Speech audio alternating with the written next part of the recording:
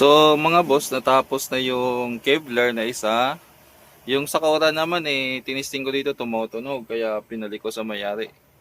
Ah, ito naman ang susunod sa pila. Kevlar na MC400. So ngayon lang tayo makakapag-repair niyan. Sabi ng may-ari ay hindi daw tumutunog yung isang channel. So baba muna natin. So ngayon, naka-ready na yung processor natin. Saksak na natin to. Sa test valve muna natin papadaanin. Yan, okay. Power, naka-on na. Switch natin. Yan, umiilaw saglit. Tapos, ang test valve naka-ano. So, wala namang protect. So, mababa yung valve natin. Kailangan natin ilagay dito sa ano. 100. Isang single valve lang kasi ito eh. So, nagbi-blink siya. Kung magpo-protect siya, wala naman. Volume, may signal. Kabila, meron. O, meron namang tunog. Merong parehong tunog. O, nagbi-blink siya. So, ibig sabihin, tumutunog. Yung ano niya ngayon, patayin natin. Magkabit tayo ng speaker. O, idapa natin yung ano. Saglit lang. Kasi nakatihaya siya. Tumutunog naman pareho mga boss. Ito. Tingnan nyo. Malabo yata. Yan. Volume natin. Tapos, yung speaker ay ilipat natin dito sa taas. Tapos, ang volume niyan yung nasa taas din. Oh, tumutunog pareho eh. Okay? So, balitaan ko muna yung may-ari. So, tumutunog nga pareho mga boss, kaya wala tayong magagawa. Hindi na muna natin bubuksan. Antayin ko yung may-ari. Okay, so start na tayo dito. 3 piraso to na ano, na amplifier galing kay Poise. Kay Poise Video Okay yan, no? Poise Video Okay, nagpaparinta ng video okay yan. Kontakin nyo lang. Caloocan ata yung address niya. Tama ba, Caloocan? Hindi ko sigurado, so kalasin na natin to. Tingnan natin kung ano, kung anong gagawin. Ay, ito may nakasulat din siya dito eh. Ano ba tong ano natin? Mapurol na. So ayon dito, 2 pieces. Natagtag ng biyahe. Video okay, no sounds. Tapos yung 2 piraso, yung isa ay napitik naman ang relay. Yan. Yung isa, garalgal ang left and right. Palasin natin. Saan na ba yung mga cutter ko dito? Yan.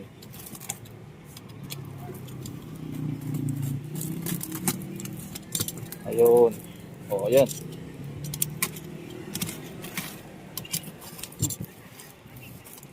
Nakabox pa. 3 piraso. Pinagsama-sama.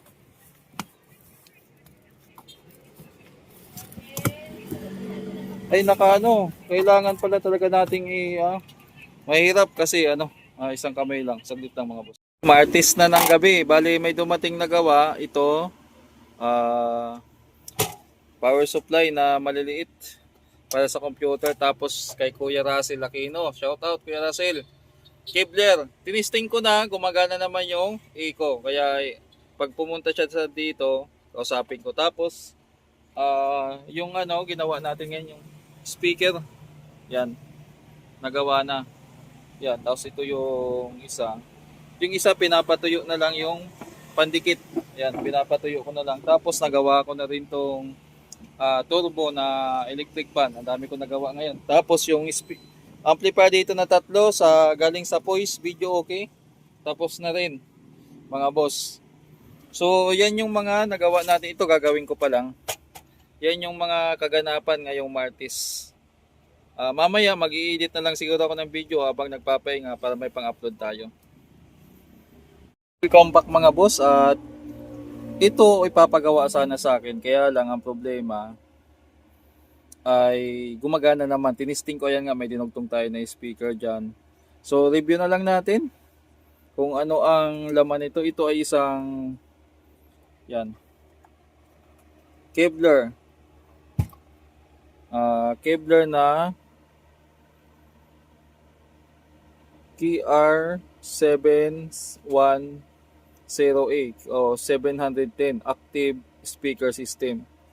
So ito kinalasan ng may-ari doon sa pinaka box. So malamang ito yung nasa taas, ito yung nasa likod. So nakaganon siya.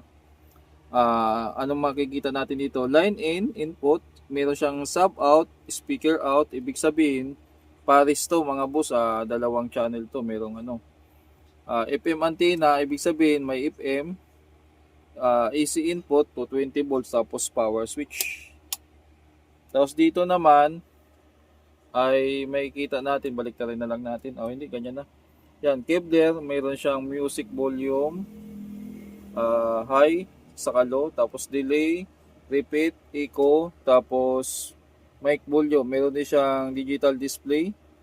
Hindi lang natin alam kung may Bluetooth to. So mamaya na natin i-testing kung may Bluetooth. Ngayon, ito naman yung laman niya. Yung board niya, yung ordinary na board, yan. Tapos ito naman yung pinaka transformer niya, may itlog pa ng ipis. So power supply niya, yung supply niya para sa amplifier section ay malamang yung 27.5, 027.5, blue, black, blue. Tapos naman sa preamp niya, ito ata yung 13 volts na white, black, white. So ito yun. Tapos meron pang green. May 9 volts yun, kulay green, ayun. So overall, ito yung pinaka niya. Transistor niya dalawa, tapos sa kabila malamang dalawa. So 2 channels to malamang. Tingnan natin, ito yung speaker out ng isa. Yan, speaker out ng isa, speaker out din ng isa. So tama, dalawa nga. So sa isang channel, ayan, sa isang channel andito. Ang problem lang sa mga ganitong board ay prone talaga sa corrosion, mga boss.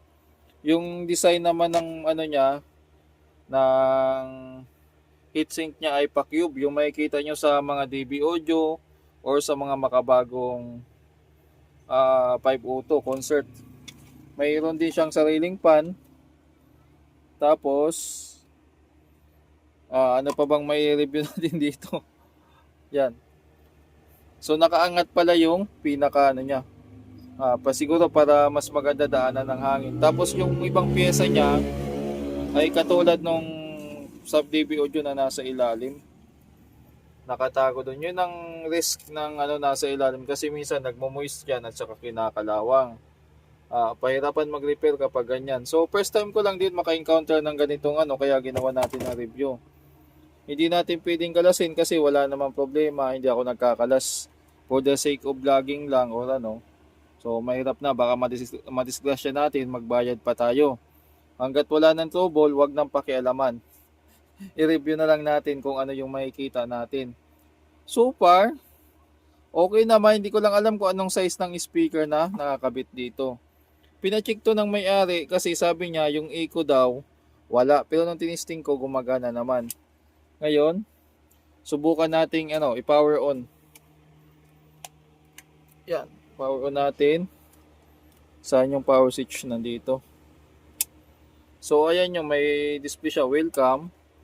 Nag-switch yung relay. Tingnan natin kung may Bluetooth, kung ano ba yung mga input niya.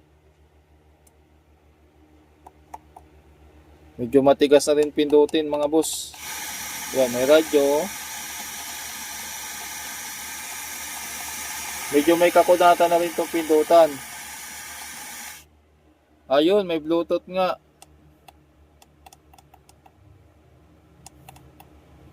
May Bluetooth nga siya.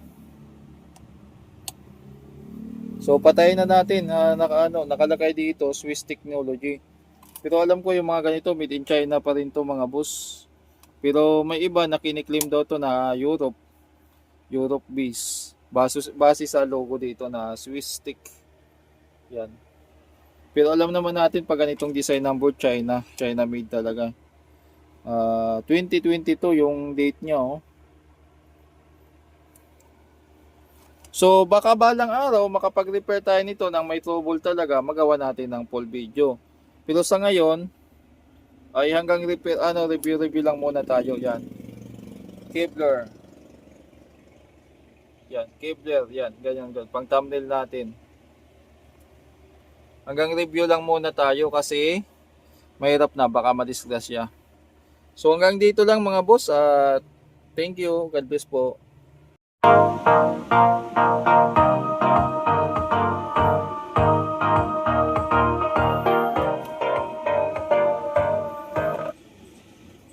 Okay na tong isa. So magti-testing tayo ng speaker mga boss. Yung ginawa natin.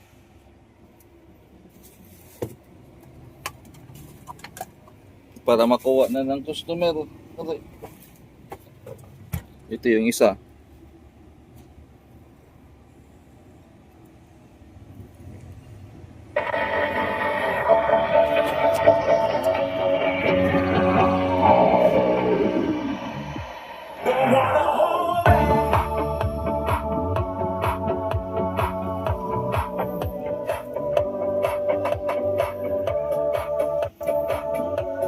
So ayos na pareho yung speaker na ginawa natin.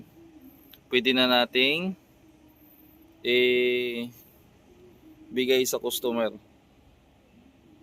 May gagawin tayong SMG amplifier. Ayan mga boss, yung laman niya. Ayan. Ayan yung laman niya. So nakagawa na ako dati ng ganito, kumbaga. Ito yung mga ina-assemble ko dati na halos kabisado ko na yung piyesa niya. Pero ang output nito ay collector output to. So marami nang gagawin dito or overall restoration pag ganito ang Kaya sabi ko sa may-ari, usap muna kasi tawag dito. Baka mapasobo sa gasto si customer dito sa SMG amplifier niya. Ayan